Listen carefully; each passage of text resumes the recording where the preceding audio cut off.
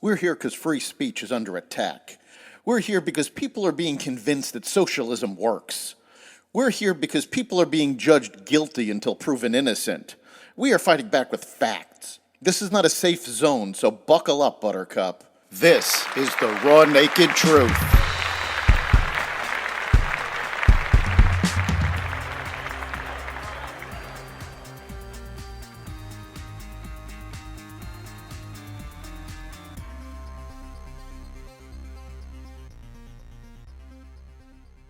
Biden deteriorates behind closed doors.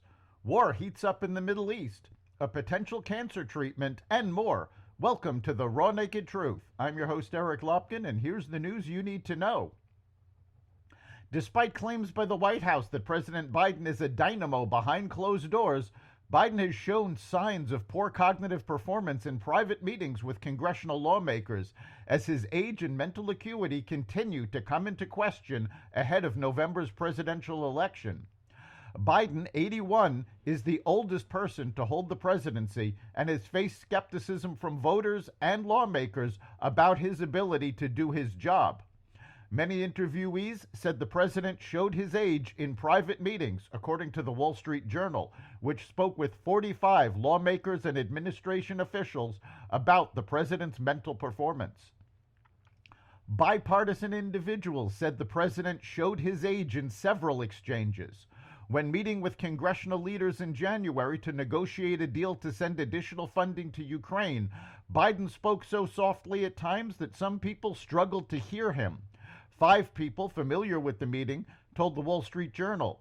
The president read from notes to make obvious points, paused for extended periods of time, and even closed his eyes for so long that some people in the meeting wondered if he had tuned out. Israel and Hezbollah are moving closer to a full-scale war after months of escalating hostilities with the Lebanese militant group, adding pressure on Israel's government to secure its northern border. Hezbollah, a U.S.-designated terrorist organization closely aligned with Iran, opened a battlefront with Israel on October 8th, a day after the deadly Hamas-led raid inside Israel sparked the current war in Gaza. Hezbollah says that its attacks are in support of the Palestinians and that it won't stop until Israel ceases its war in Gaza. Reluctant to open a second front, Israel initially responded to Hezbollah with tit-for-tat attacks, trying to calibrate its actions to avoid sparking a full-scale war. But in recent weeks, both sides say there has been a sharp rise in hostilities. Hezbollah has increased its drone and rocket attacks, hitting important Israeli military installations. Israel, too, has stepped up attacks, targeting Hezbollah sites deep into southern Lebanon's Bekaa Valley, as well as senior military officials in the group. The world's first personalized mRNA cancer vaccine for melanoma halves the risk of patients dying or the disease returning, according to trial results that doctors described as extremely impressive.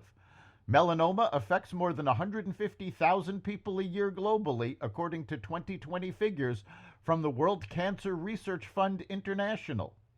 Patients who received the vaccine after having a stage 3 or 4 melanoma removed had a 49% lower risk of dying or the disease recurring after 3 years, according to data presented at the world's largest cancer conference.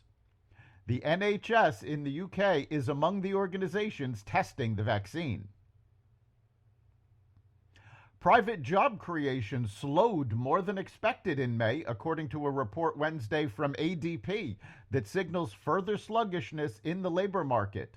The payroll processing firm said that companies added 152,000 jobs on the month, fewer than the downwardly revised 188,000 in April, and below the Dow Jones consensus estimate for 175,000 jobs.